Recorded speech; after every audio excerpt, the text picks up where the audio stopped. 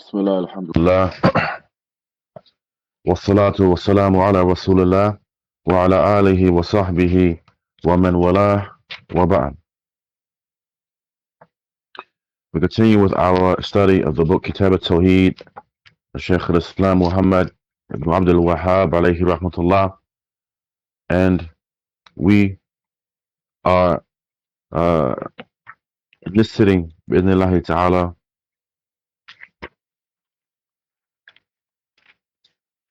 we're still within the chapter centered around Fadl At-Tawheed wa ma yukaffiru min adh-dhunub, or the virtue of Tawheed and that which it expiates and removes of sins. We pick up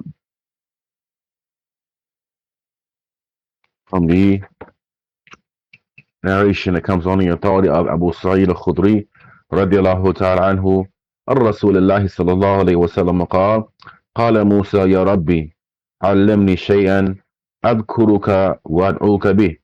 That Musa said, O Allah, O my Lord, teach me something by way of which I can remember you and supplicate to you with. قال قل يا موسى لا إله إلا الله.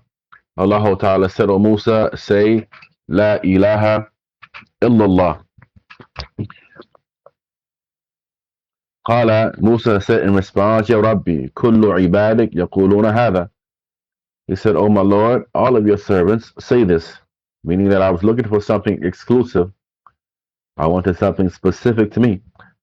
قال يا موسى, Allah Ta'ala said, O Musa, لو أن السماوات السبع وعامرهن غير والأرضين السبع في كفة, that if the seven heavens and all that resides within them,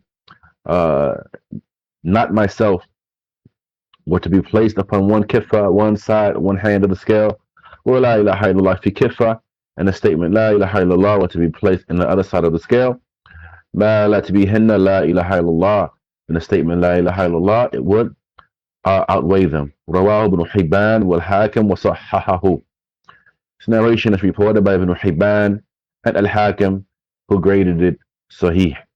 Shaykh Ubaid says in commentary upon this bab, or this chapter, or this narration rather, هذا حديث أن صححه من صححه إلا أنه ضعيف.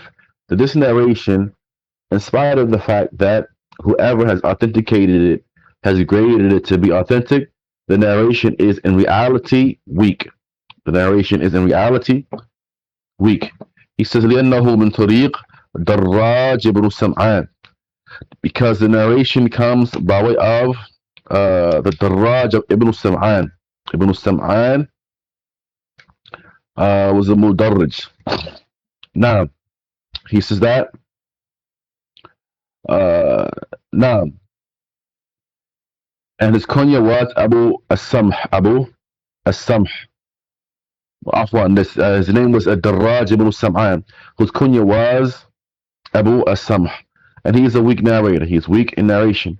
والمصنف رحمه الله على عادته ما علمنا أنه يورد حديثا في كتاب التوحيد إلا وله سلف. He says that as is the way of the author, Shaykh Muhammad ibn Abdul Wahaab, we are not aware of him quoting a narration in Kitaab At-Tawheed except that he has a salaf, he has a precedent, he has someone who preceded him in that narration and he followed his example in the grading of that hadith. فهو أخذ بتصحيح ابن حبان والحاكم. So therefore he accepted the tasheeh. He accepted the fact that Ibn Hibban and Al-Hakim have graded this hadith to be sahih. He accepted their statement and he acted upon that. والقاعدة عندنا أن من علم حجة على من لم يعلم. That the qaida with us is that the one who knows is a proof against the one who does not know. The one who knows is a proof against the one who does not know. فَمَنْ عَلِمَ ضَعْفَ الْحَدِيثِ هُوَ حُجَّةٌ عِنْدَنَا. So therefore, the one who is aware, those who are aware of the weakness of this narration, that is the one whose statement we are going to accept. That is the one whose statement takes precedence. Now, and the statement is a proof. لكن لا يضر من جاهل ذلك. However, if a person does not know that, if a person is unaware of the fact that the hadith is da'if, then this does not harm them, the fact that they are unaware, meaning we're not going to go and lose respect for an alim or scholar who may be unaware of something due to the fact that he is unaware that a narration may be weak. Now, he maintains his status with us as an alim, as a mujaddid, as a major scholar. Now, he says that لا يضر من جهل ذلك فعلمه عندنا لا ينقص قدر من جهل ضعفه وقلد من صححه, meaning that we're not going to take away the status and knowledge which he has with us due to the fact that he does not know and was unaware that the narration is weak, and he followed the statement of one who declared it to be authentic. وبهذا تعلم أن المسائل الخفية, due to this we know, and you are able to know, that the issues that are hidden, they may be, certain issues may be hidden from some eminent scholars, some scholars who may be eminent and they may have nobility, they may have a large amount of knowledge, but some issues may miss them. Some issues may miss them. Now, and so if an issue happens to miss them, or they are unaware of something, it is permissible for them to follow other than them. They can follow other than them from the ulama of hadith. He says, and now here we have the example of the imams and the scholars who may follow the rulings of Imam Al-Albani alayhi rahmatullah regarding certain narrations. Now, whether Imam Al-Albani graded a narration to be sahih, or he graded it to be authentic, or weak, or fabricated, or Wahabi, even Shaykh bin Baz, even a Shaykh Abdulaziz ibn Baz, and some regarding some hadith, he would say, who is aware of the ruling of Shaykh Al-Albani regarding this hadith? A great scholar like a Shaykh bin Baz, if he is unaware of the ruling, he would look for the ruling of Shaykh Al-Albani and thus follow him in whatever ruling that he has applied to a particular narration. So this is an indication that some scholars, they may be unaware of something, and it doesn't diminish their status or take away from their value. هذا دليل على أن أهل العلم يوقر بعضهم بعضا. This is the proof that some of the people of knowledge, they have respect and veneration for one another. They have respect and veneration for one another. وأنه فوق كل ذي علم عليم, and that above every possessor of knowledge that is al-alim, Allah tabaraka wa ta'ala, who has all knowledge of all things. Now, وأن أهل العلم يكمل بعضهم بعضا, and that the people of knowledge are such that they complete one another. And one scholar may be an eminent scholar, but he has some information that misses him. Another scholar, and he comes along and provides that missing information. Now, they complete one another. فما فاته شيء استدركه الآخر لا يعد نقصا في من فات عليه. So therefore, whoever has something of knowledge to miss him, then another scholar may be aware of that knowledge, and this does not diminish the status of the one who had that knowledge miss him. Now, so therefore, it is not permissible, for example, that we deem the one who is unaware from those scholars who may grade a particular narration to be sahih due to the fact that they are unaware of the state of affairs regarding this narrator, Darraj ibn Sam'an. Now, this does not diminish their status in the least. Now, however, we say, and we make the excuse for them, فاته كذا, such and such information has missed him, and he's unaware of the information. مؤكد أن المحققين على أنه لا يوجد إمام من الأئمة إلا وعنده شيء. He says, and so this is something that we affirm, that the ulama, there's none amongst them except that they may make a mistake here or there. Now, he says that نعم وبهذا تعلمون أن من يتبع أخطاء علماء السنة وأبرزها ونشرها وأخذ يرد عليها خطيئة خطيئة فهذا في الحقيقة يعين على حدم الدين أصوله وفروعه. He says that, and by way of this, you are able to know that whoever seeks to follow up the mistakes of the ulama, yeah, some people they are like this. They want to count the mistakes of the ulama. Sheikh so-and-so, he made this mistake here. Sheikh so-and-so, he made that mistake there. They call themselves counting out and pointing out the mistakes of the ulama, rebutting them and refuting them one by one. This type of behavior, this type of thought process, it leads to the destruction of Islam. وَأَمَّا أو وَمَا أَفَادَهُ الْحَدِيث.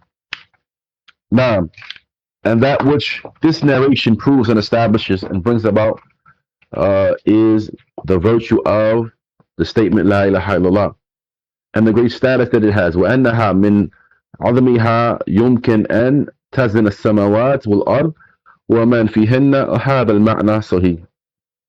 And that which the narration indicates from the virtue of La ilaha illallah, and that if it were to be weighed against the heavens and the earth, then it would outweigh the heavens and the earth. The meaning of this is correct. The meaning of the narration is correct. Now, and so he mentions وَقَدْ ثَبَتَ عِنْدَ أَحْمَدْ وَالْبُخَارِ في الأدب المفرد. He mentions an authentic narration that comes being reported by Ahmed as well as Al-Bukhari in his book Al-Adab al-Mufrad. This book by Imam Al-Bukhari centered around manners. This is other than his Sahih. This is not his Sahih. Rather, this is another book by Imam Al-Bukhari called Al-Adab al-Mufrad. And likewise, Al-Hakim reported the hadith as well. And this narration has been graded authentic by Imam Al-Albani on the authority of Abdullah ibn Amr regarding the qissa and the story of the advice that Nuh alayhi salam gave to his two sons. And within this advice that he gave to his two sons, he said, Amurukuma bi la ilaha illallah. I command you with the statement La ilaha illallah. فإن السماوات والأرض وما فيهن لوضعت في كفة الميزان. That for indeed, if the heavens and the earth were to be placed in one side of the scale, and the statement La ilaha illallah fil kiffat al-ukhra were to be placed on the other side of the scale, كانت أرجها منهما. Then the statement La ilaha illallah would far outweigh them. It would far outweigh the heavens and the earth. إلى آخر الحديث, to the end of that narration. He mentions وللترمذي وحسنه عن أنس سمعت رسول الله صلى الله عليه وسلم يقول. And the last hadith that comes in this chapter, it mentions that At-Tirmidhi, he reports, and that which he had graded to be Hasan, from Anas, that he said, I heard the Messenger of Allah sallallahu alayhi wasallam say, قال الله تعالى, that Allah Ta'ala has stated, يا ابن آدم لو أتيتني بقراب الأرض خطايا. O son of Adam, if you were to come to me with that which is similar to the earth in sins,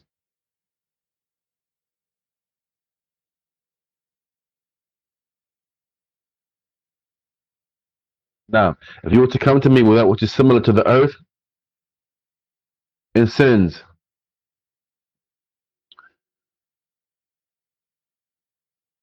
ثم لقيتني لا تشرك بي شيئا, but you meet me not associating anything as a partner with me, لأتيتك بقرابها مغفرة, then what I would meet you was similar to that in forgiveness. Shaykh Ubaid says, هذا الحديث صريح الدلالة في أمرين. This narration, it is explicit in indicating two matters.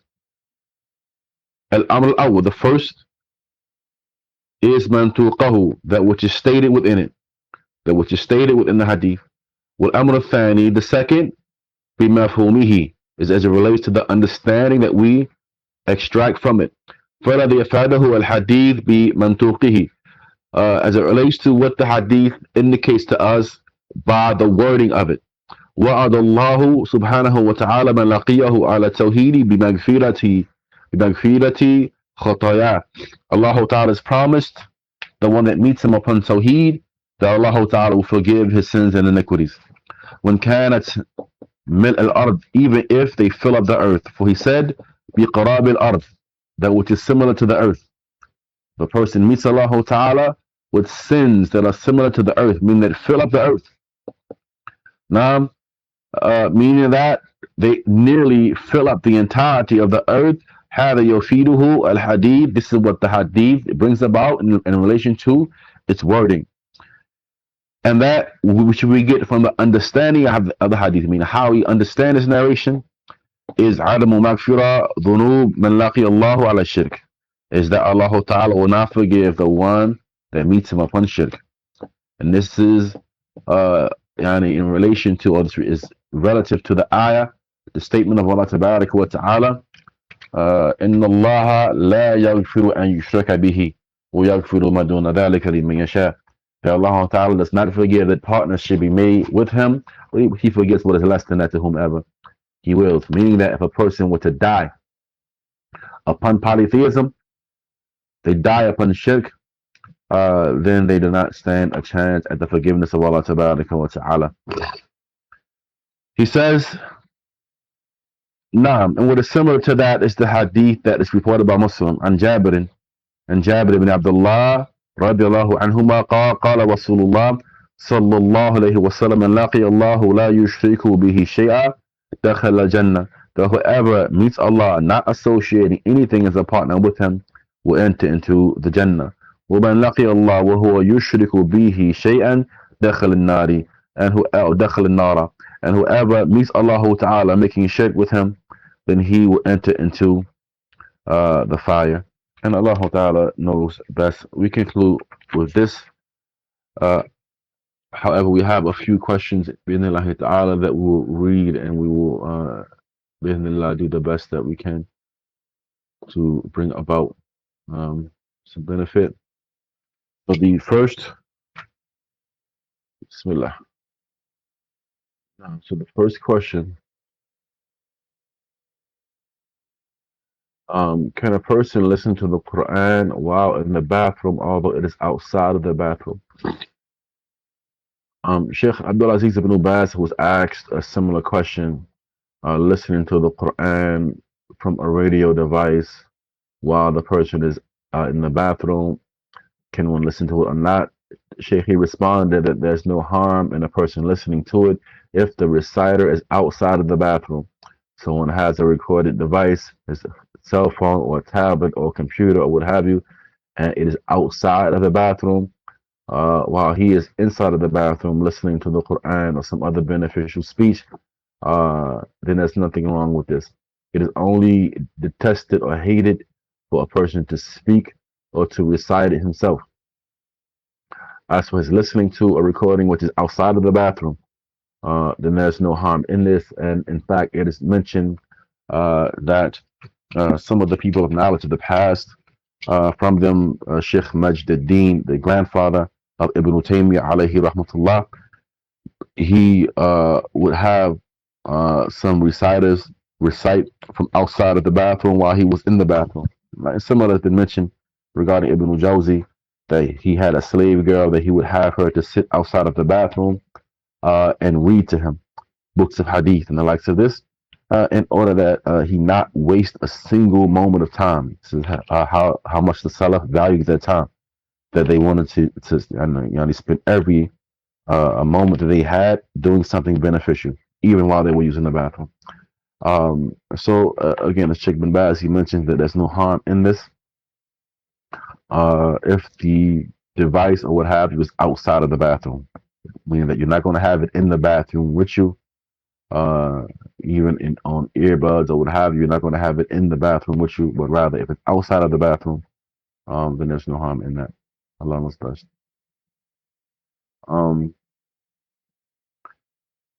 The questioner says, what about those who died upon shirk and no one gave them da'wah?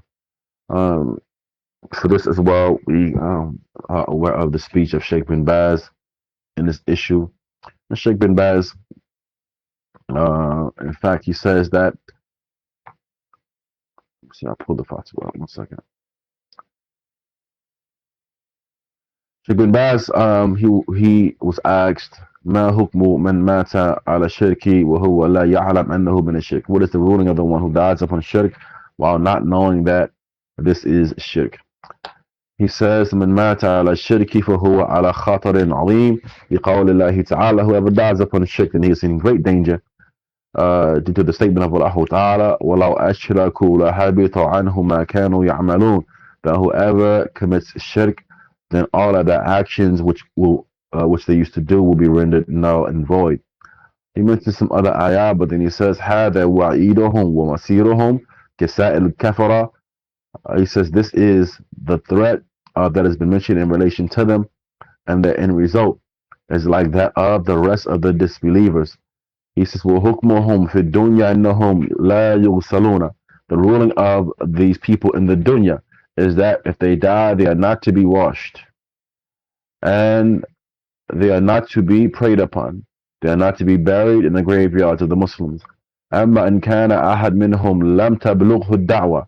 As for if the da'wah did not reach an individual amongst them, أعني القرآن والسنة, meaning the Quran and Sunnah did not reach a person, هذا أمره إلى الله. Then this person, his affair is with Allah Tabaraka wa Ta'ala, يوم القيام, on the day of judgment.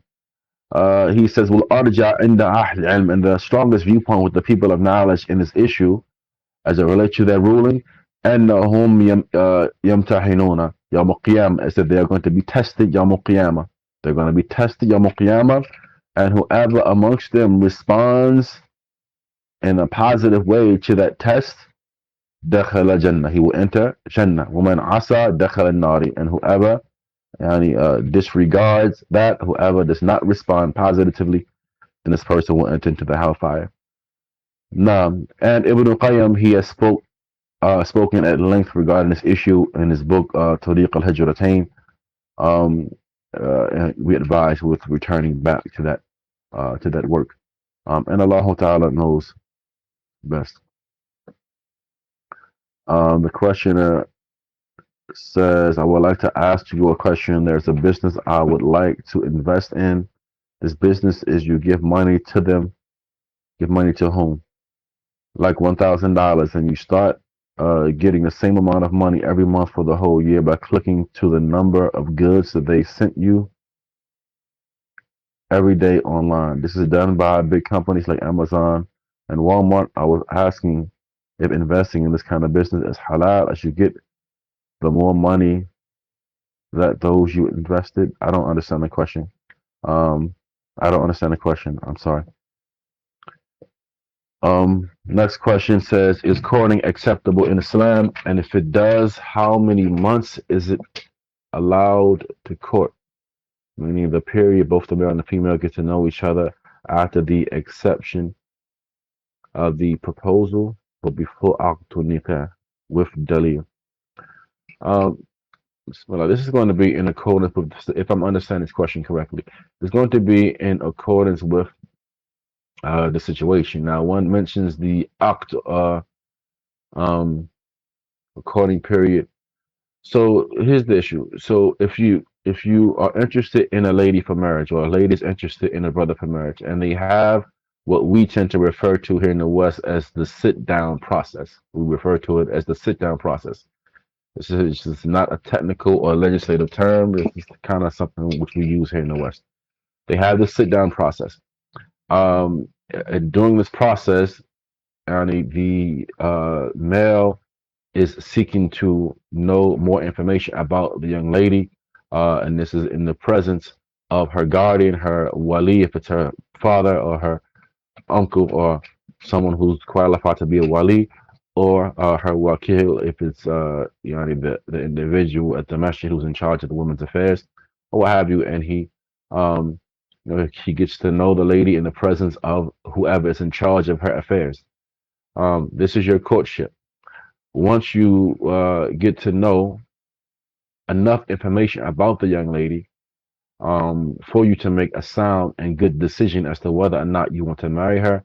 Similar for the lady, she gets to know enough information about that man to make a sound decision as to if she wants to marry him or not. Then from there, nothing prevents them from getting married except themselves. They go ahead and they get married. Um, this is how the process is done. Once you know that you want to marry the person, then why delay? Why delay? We don't date in our religion. There's no boyfriends and girlfriends, and then we get married later after we already love each other, and like this. Rather, you get to know enough about the person to decide whether or not you want to take a chance and marry this person, and then you make your decision from there. And then within the course of the marriage, this is when you will do the bulk of getting to know one another and romancing and things like this. As Shaykh Rabi, he mentioned, حفظه الله ورعاه, he said concerning, you know, concerning romancing the woman and the likes of this, he said, don't teach the woman immorality from the beginning. He says, rather teach her nobility. Teach her nobility, meaning you're going to get to know her in an honorable fashion before the marriage. And then once you marry her, at that point, you romance her. Once you get married, at that point, you romance your wife. So as for courting and dating and the likes of this, then we don't advise for this method. Rather, this is from the methods of the people of Hizbiyah, and rather, this is from the methods of the people of immorality. Allah knows best. A sister is going to another town in the same district, which is 15 to 20 kilometers away from her house for an important work. For this, she will have to remain out of the home for 8 to 10 hours. She is having a white discharge these days. If it is very difficult for her to find a washroom, can she pray salah without cleaning her private parts? Can she pray salat al-asr at the beginning of the time of dhuhr? Um, there seems to be a lot of important detail missing from this question.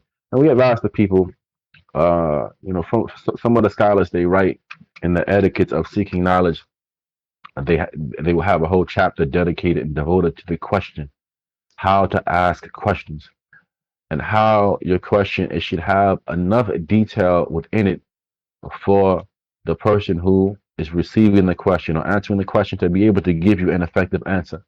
If the answer ends up being deficient, then it is likely due to deficiency in the question. So therefore, there is no fault upon the one who attempted to answer. Rather, the fault is upon the one who asked a deficient question. This question for the sister, and clearly it is very important as it is related to her ibadah, her salah, her purification, and the likes of this. But there's not enough detail here for me to answer this question effectively. Barakallahu feekum, and my apologies. So perhaps if the sister is listening, she can reword it and send it back in to our brothers, and maybe one of the other asatidha who they have classes with, Shaykh Abu Mu'adh or Shaykh. I believe the brothers have classes with Shaykh Sa'id Rana and other than them can answer these questions. Even some of the Mashaykh, inshallah ta'ala, can answer some of these questions. Can one pray in a mosque or house that has a grave around it?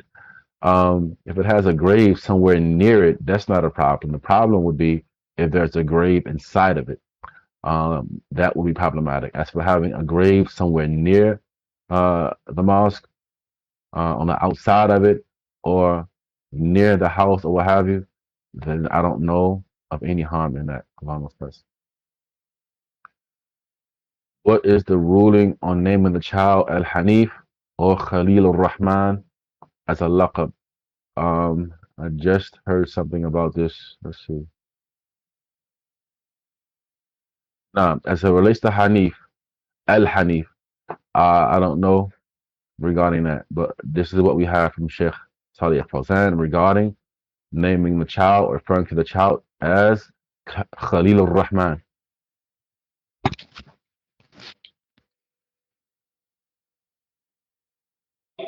يقول هل يجوز التسمية بخليل الرحمن أو خليل الله? So the questioner asks Shaykh Salih Fawzan, is it permissible to name the child Khalil Ar-Rahman or Khalil Allah? لا هذا ما يجوز إلا في حق إبراهيم ومحمد عليهم الصلاة والسلام. نعم. He says no, this is not permissible to call someone by way of these terms except for Ibrahim alayhi salam and the Prophet Muhammad sallallahu alayhi wa sallam. Allahumma salli. What is the ruling regarding mining crypto? The miner is not investing money, just mining to sell. I don't know. I don't know. We say this question should be put to one of the ulama. And if this is all of the questions, we conclude here. Allah Ta'ala knows best. هذا وصلى الله وسلم وبارك على نبينا محمد وعلى آله وصحبه أجمعين. السلام عليكم ورحمة الله وبركاته.